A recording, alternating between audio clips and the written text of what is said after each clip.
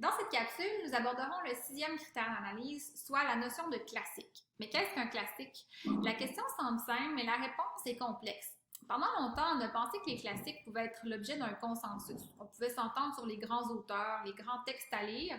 Il y a 300 ans, c'était facile. Les classiques, c'était les auteurs grecs et latins. Puis voilà, la question était réglée. Sauf qu'au fil du temps, on s'est aperçu que chaque tradition littéraire avait ses classiques. On a confié à l'école, d'ailleurs, le rôle de les nommer, de les créer. Et en effet, l'école continue de jouer un rôle clé, mais ce n'est pas la seule.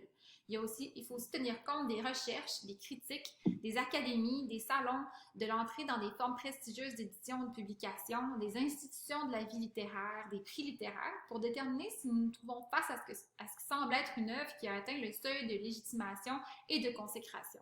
Et donc, quelle réponse donne-t-on maintenant? Quand un livre devient classique, c'est essentiellement parce qu'il trouve des lecteurs à une autre époque, parce que les lecteurs de ce moment-là se posent des questions auxquelles l'œuvre correspond. C'est pas lié à des qualités intrinsèques du livre, sur lesquelles de toute façon personne n'arriverait à s'entendre, c'est plutôt lié à la concordance entre un texte et ses lecteurs à un moment dans l'histoire.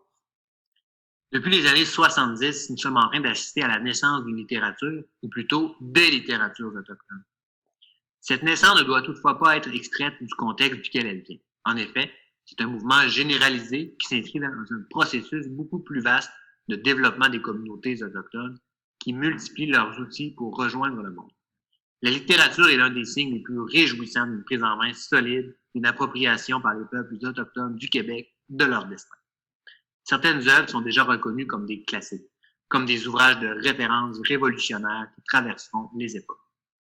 C'est le cas notamment des œuvres de Joséphine Bacon ou du livre Je suis une maudite sauvagesse de Anantan Capish, qui fut récemment réédité pour ne nommer que ces deux-là. D'autres classiques, malheureusement, n'ont pas les mêmes visées d'affirmation identitaire et constituent des renforçateurs de certains préjugés.